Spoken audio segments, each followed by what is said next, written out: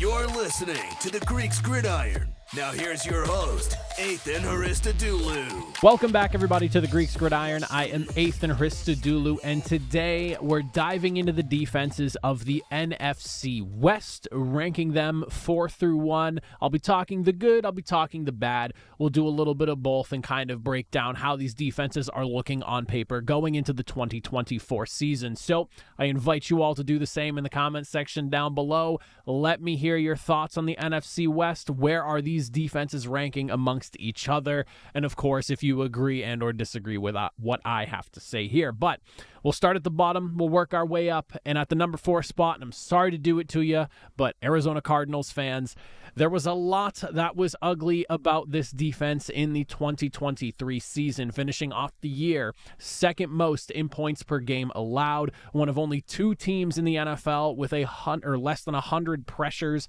30th in sacks. He allowed the 3rd most passing touchdowns in the league and the 5th most rushing touchdowns in the league.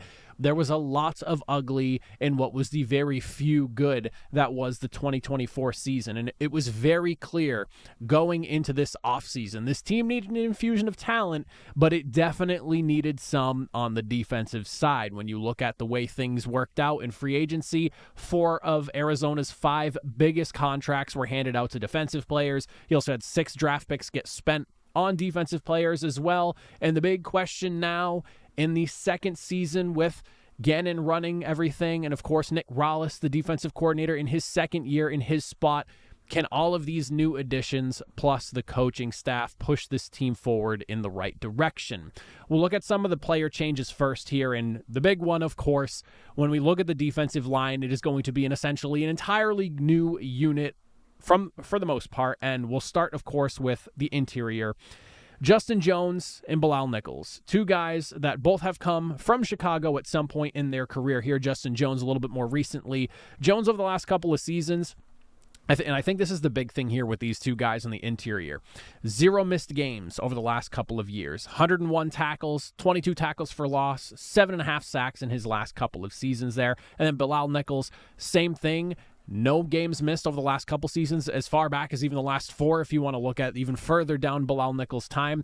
Las Vegas wasn't necessarily where his best work was coming from. I really liked what he was doing in Chicago, and once he moved over into Las Vegas, I felt like maybe the fit just wasn't exactly there for what he's able to do, because this is a guy that's notched 3 or more sacks a few times in his career, so it'll be nice to see him have a new opportunity to try to maybe get back to the success he found while he was in Chicago. But the name of the game here is obviously building on the pressures, building on the sacks, and you found a couple of guys in the interior that can help you out with that. On the outside of things, though, you're looking at the first-round selection in Darius Chop Robinson coming from Missouri here. Coming out of his final season in college, 43 tackles. He had 14 tackles for loss and 8.5 sacks altogether here. I will say that I'm very curious of what this defensive front is going to look like, specifically the interior of that defensive line here. I think that there was a clear directive that we needed to get guys that could create pressure from the interior, wreak havoc, and essentially just make the pocket a little less comfortable for quarterbacks here. You couple that with the fact that now we're looking at like Zaven Collins, and it seems like BJ Ojulari are the 2 guys slated at the outside linebacker positions that'll be shooting after the quarterback in this defense here. I'll be very curious to see just how much the sack numbers and just pressure rate overall goes up for this team here, because any sort of progress is going to be very much welcome in Arizona. Secondary is going to see a bunch of new faces as well. You, of course, spent a 2nd-round pick on Max Melton, who looks like he's going to be a day 1 starter, opposite of a free agent signing in Sean Murphy-Bunting. So we have 2 new corners, and it looks like they're going to be the starters here with Max Melton. 8 interceptions, 22 pass breakups during his time in Rutgers. And while Sean Murphy-Bunting, very good corner, part of a Super Bowl run team in Tampa Bay, had a bit of a down year, allowing, most yards and completion percentage since 2020 for him. So obviously moving to a new place, learning a new defense, you typically, depending on who it is, but more often than not, see maybe a slight dip in some people's production. That was kind of the case with Murphy Bunting, but he's still someone that I think is an upgrade for this secondary here. And should be a welcome addition to the unit. We also have a bunch of younger draft selections here that are going to be coming in as well. Elijah Jones, Jaden Davis. You have safety Dadrian Taylor-Demerson as well. There is a lot of infusion of youth coming in here and just new faces that you're going to see working through this secondary, coupled with guys like Kieris Tonga and Mac Wilson that are coming in for depth as well within their position groups.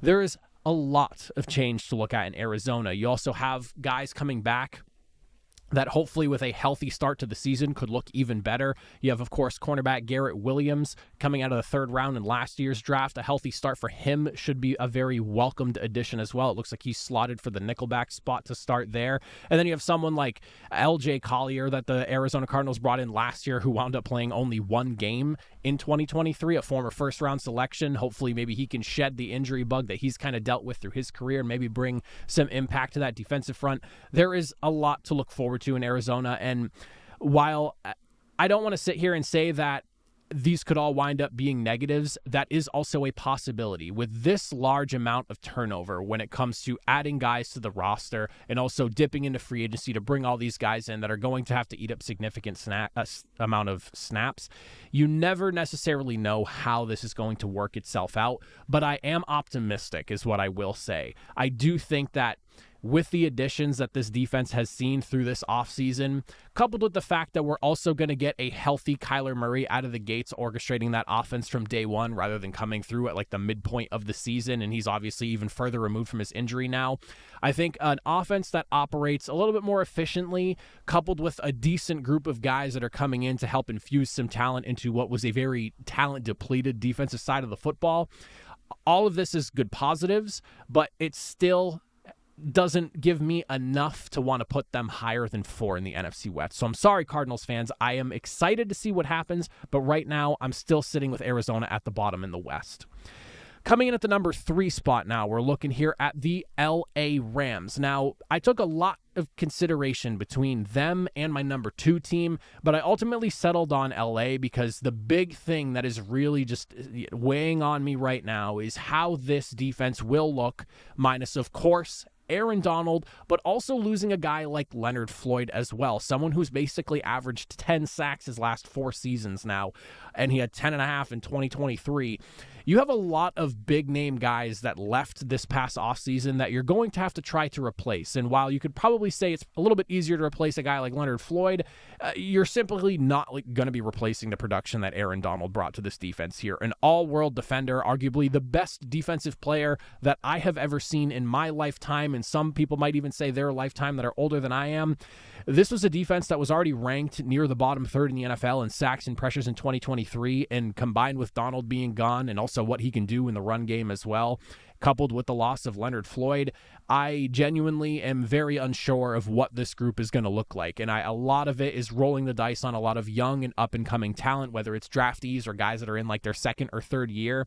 There is a lot to look at here. You also have a retooled secondary. So first-year defensive coordinator Chris Shula, grandson of the great Don Shula, definitely has his work cut out for him. Now, when we look at some of the player changes here and how this is going to work itself out, first and foremost, the Aaron Donald situation. You're basically looking at Kobe Turner and Bobby Brown III being the guys to come in and try to mitigate the loss that is Aaron Donald.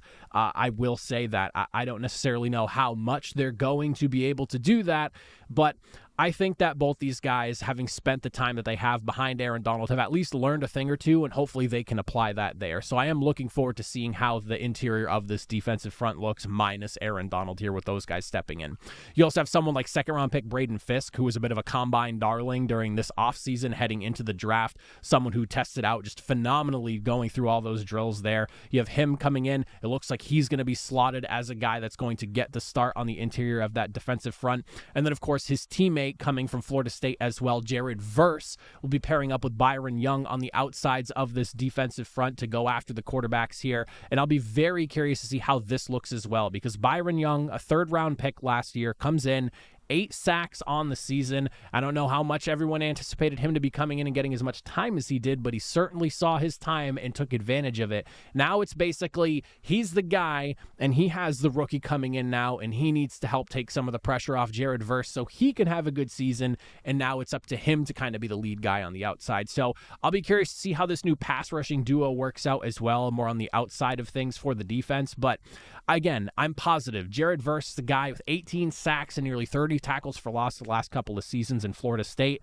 Between him and the flashes we saw from Byron Young last year, should be a fun group to watch go. Secondary is also seeing a bit of a facelift as well. At cornerback, we have an injury-battled Tre'Davious White that's coming in. I'll be really curious to see how that plays, because this is someone that's missed a decent amount of time on the field over the last few seasons. But you also have a returning Darius Williams as well, who took a one-year stint, I believe it was in Jacksonville. So he was gone for a year. He's coming back in to basically go back to where he found a lot of success during his time in LA the first time around. So obviously, I would argue potential upgrades for both of these guys, but I genuinely don't know what the Tre'Davious White situation is going to look like. If he can recapture his form prior to his injury issues he's dealt with the last few years, this is an awesome signing. If he can't quite get there, I do think it's a good piece to add, but we'll see how much of a difference it actually makes. And then the safety position going to be looking a little bit different as well. We, of course, have Washington standout safety Cameron Curl coming in to join the fray. You have 2022's 7th-round pick Russ Yeast, fantastic name. He's going to be working in that room as well. You have a 2023 7th-round pick in Jason Taylor II, and also a 3rd-round selection in this past year's draft in Cameron Kinchins as well, listed behind them. I'll be really curious to see how the safety room ends up shaking itself out here, because I think Cameron Curl being brought in, he's a big money guy. He's someone you expect to play. But between Russ Yeast, Jason Taylor, and now Cameron Kinchins as well, there is a lot of, I would say, very much up in the air about what this unit is going to look like as far as the tandem goes for the back of the defense. Definitely something worth keeping an eye on there, but questions more so than answers, I would say, at this point. Overall, though, I think that this Rams defense it's a young group that is seeing some infusion of talent coming in via free agency, but it really feels like there is a clear directive of draft and develop over there in LA right now, which is weird considering they were the F them picks teams for a while, but they didn't really do a ton to spend yet. Like, yes, they did go and get a guy or two, but a lot of the focus really seems to be on drafting guys and getting them to develop into the players they need them to be. So I'm really looking forward to seeing how this team looks. I think that with the way the defense kind of finished off last season, there is a good chance we could get maybe roughly the same of that, maybe even a slight improvement there. But there were definitely some flaws within this defense last year, and I think some of those flaws might get amplified now with the loss of Leonard Floyd and Aaron Donald. I think those are the really two big question marks for me here is, can a pass rush and just a defensive front that was already not necessarily the worst, but not necessarily great either, can they improve even though they're losing a perennial all-pro and a guy like Aaron Donald and somebody who was good for 10 sacks and nearly double-digit tackles for loss every single season he was there as well in LA? Between Donald and Floyd, that's just a lot to overcome here, but I am looking forward to seeing how it works out. Moving into the number 2 spot here, and a team that I think is a dark horse to push for even the number 1 spot, despite me having them at number 2, but I'm very excited to see where this defense goes this year. It's got to be the Seattle Seahawks.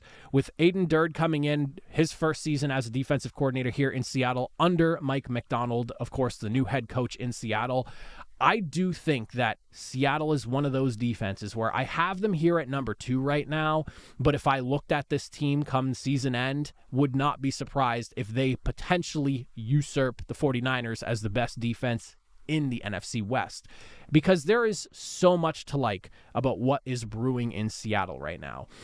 Durde's inheriting a supremely talented roster from top to bottom on the defense, in my opinion, one that simply did not produce to the level that I think the talent on this defense should be able to produce to. With his experience working on the defensive line over in Dallas and the guys that he was working with over there, and now that he's going to get the opportunity to work with, combined with whatever it is that he and Mike Macdonald are trying to cook up here, I think there is an opportunity for this defense to really make a leap this year, because that focus is going to be the defense. Seattle, for the struggles they did deal with, finished 9th in pressures. They finished 9th in sack rate as well, 4th in tackles for loss. the components are there. It was just a matter of being able to get teams off the football field. They were one of the worst when it came to third down. They were also tied for 6th in most yards per play allowed.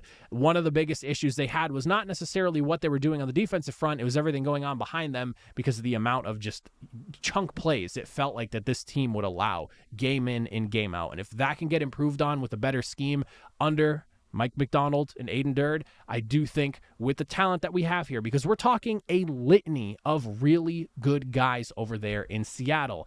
Uchenna Nwosu missed basically the majority of last season. He played in 6 games altogether last year. Him, if he can play and he gets back to form the way he was playing in I almost said the San Diego Chargers, when he was in Los Angeles with the Chargers over there, I do think this pass rush can reach the heights and levels that it's supposed to actually operate at here, because you are so deep when it comes to the guys that you have for rushing the passer. You're looking at, obviously, Uchenna Nwosu, Boye Mafe, those 2 guys on the edges there. And then, of course, you have Darrell Taylor, a second-round selection in 2020 behind them. And, of course, Derek Hall as well. 2 guys that I think are great in their rotational spots there, coupled with just the interior of that defensive line. Leonard Williams, of course, Draymond Jones is a really good pickup for them last year as well. I'm very excited to see what Mike Macdonald and what Aiden Durde are able to do with this unit here. And then when you look at the additions that they made in the offseason as well to really push this team further, the inside linebacking group's going to look obviously very different. Bobby Wagner, Jordan Brooks, Devin Bush, all those guys are gone, but the additions that they made and not having to throw way too much money at them as well is the other thing that I really like about this, is what makes this even more appealing to me. Tyrell Dodson coming from Buffalo, he's coming off a career best, 74 tackles, 2.5 sacks, his 8 tackles for loss, according to Pro Football Reference here. Shout out to them for the t-shirt. But between him, Jerome Baker coming from Miami as well, another guy that's racked up 100+ tackles and 4+ sacks in 3 seasons himself, a coverage guy who can drop back and do what he needs to do whenever the passing plays break out. They're excellent additions, I would say. It's a matter of which one of those 2 guys, though, really captures what this defense is trying to do and become the Patrick Queen here that Patrick Queen was for Mike Macdonald over in Baltimore. Safety room's getting a little bit of a reworking, as well as Rayshawn Jenkins comes in, a guy who's been in the league now for, I believe, 7-8 years, who's going to be working alongside Julian Love, who's coming off arguably a career best season for him, career high in INTs with 10 pass breakups as well.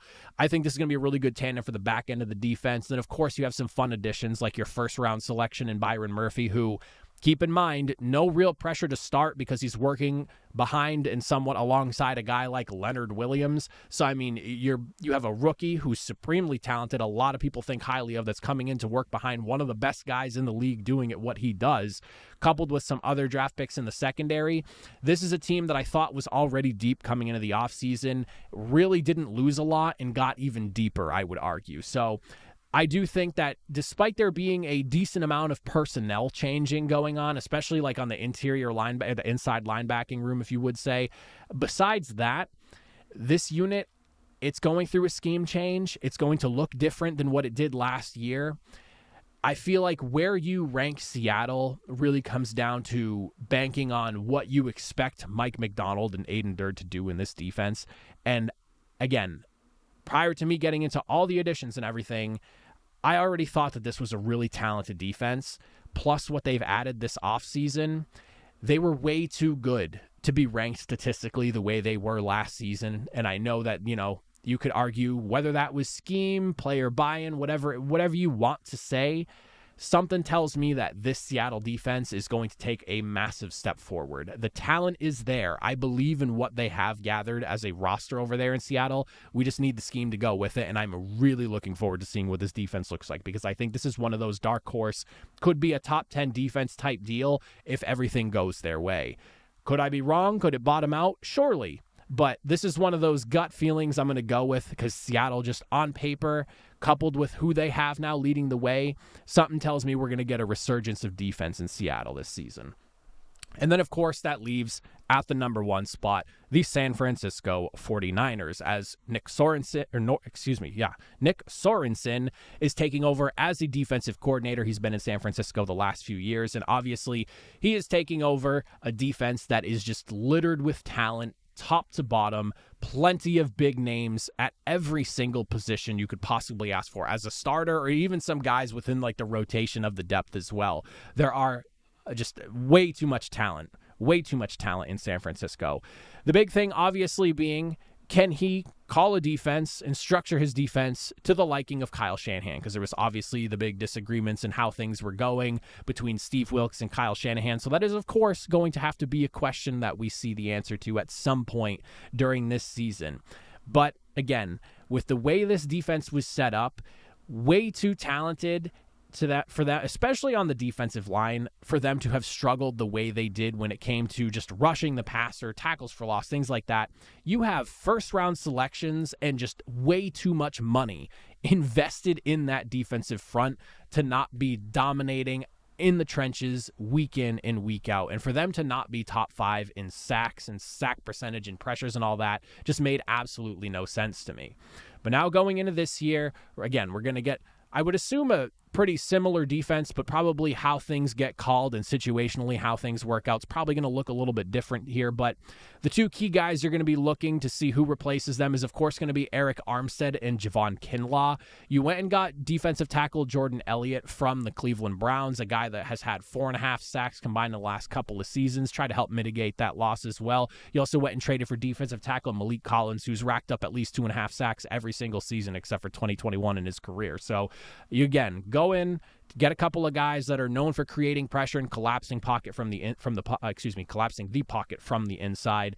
I do think those will be welcome additions on the interior, but then you went after some defensive end help as well. Leonard Floyd, as we had talked about with the Rams earlier, this is a guy who his last 4 seasons has basically averaged 10 sacks. I think it's the technical number is like 9.87 or something like that, but he's basically averaged 10 sacks through the last 4 seasons, and he's slated to go opposite of Nick Bosa. Now, to help you understand this was 10.5 sacks as essentially the lead guy. Because again, Byron Young was the rookie that was playing alongside Leonard Floyd on the opposite side of the defense, going after the quarterback. Now you have Nick Bosa, who is the number one, whereas Floyd has to be the complement. For somebody that was the complement, the guy at 10.5 sacks to now only have to be the complement to what Nick Bosa's doing, something tells me you are going to have yourself a pretty aggressive pass rush. Let's not forget, Javon Hargrave, a guy who had double-digit sacks, not last season, but the season prior, coming out of Philadelphia. The threat of what this defensive line can do this season is very much there. Not to forget that you also went and grabbed Yetur Gross-Matos from Carolina, a guy that I think is going to be a great relief piece for either one of those two guys that we just mentioned as well. You went and got Devondre Campbell, and again, I can't believe just how much this defense can reload like this and have just so many big names on the defense. Devondre Campbell, a guy that through his career, 7 interceptions, about 800 tackles altogether. He's going to be a complimentary piece. You basically had Oren Burks, who was like your third linebacker in relief for whether it was Fred Warner or Dre Greenlaw. To have Devondre Campbell fitting into that role as well is going to be this time around is, I would argue, an upgrade. And I'm somebody who was a big fan of what Oren Burks was doing as like the third linebacker for this defense. And then the secondary, we'll have to keep an eye on that as well. It looks like Jair Taylor is going to get the nod to start at free safety opposite of Talanoa Hufanga. You also have a second round pick in Renardo Green as well, who is slated to start opposite of Charvarius Ward per Our Lads. Currently, obviously that could change, but that's what's listed at this current moment here. So definitely some reworking in the secondary, but not anything that I'm too worried about here. Ultimately, when I look at the 49ers defense, I think of this unit as a defense that is better than what they were on paper coming out of last offseason. So for this defense to come in and look even better now coming out of this offseason, I'm expecting improvement here. I really think that we're going to see an uptick in pressure. We're going to see an uptick in sacks. This was already a fantastic defense against the run last year. They were about average against the pass, ranking 14th in passing yards per game in 2023. This all does fall on Nick Sorensen needing to call good games and come up with good game plans that Kyle Shanahan agrees with. But overall, there's really not a ton for me to sit here and go, yeah, I think the 49ers are going to slip back in the division this season. I think they're the clear-cut number one right now. I think the Seattle Seahawks have a good opportunity to push for that number one spot. But at this very moment here, there's not really anything that's telling me that San Francisco isn't the number one defense in the division. So I'll take them at the top of the NFC West.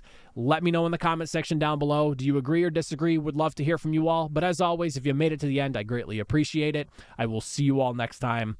Have a good one.